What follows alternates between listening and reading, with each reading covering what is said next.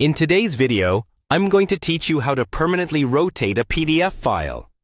Let's say you've received a PDF where some or all of the pages are sideways or upside down. You might already know how to rotate pages temporarily in a viewer. But as soon as you close the file, everything snaps back to the original orientation. What we want instead is to rotate those pages and save the file so that it will always open the right way, no matter who views it or what device they're using. First, open the PDF in a program that supports editing page orientation.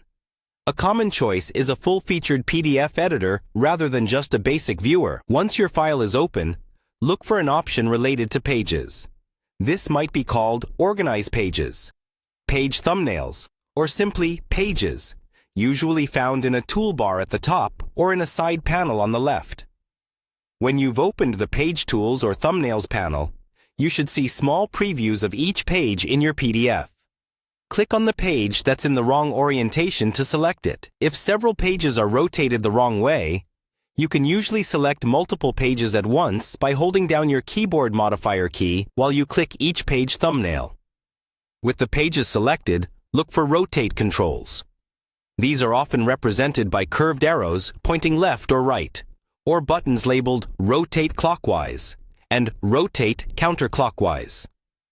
Click the appropriate Rotate button until the page preview looks correct. Most tools rotate pages in 90-degree increments, so each click will turn the page a quarter turn. Take a moment to scroll through your thumbnails and confirm that every page now appears upright. This is important because the next step will make these changes permanent in the file itself. Once you're happy with the orientation, go to the File menu and choose either Save or Save As. If you choose Save, you'll overwrite the original file with the newly rotated version.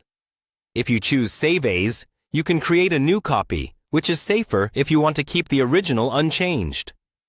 Pick a folder and file name you'll remember, then confirm the save. Now, close the PDF and reopen it to double-check.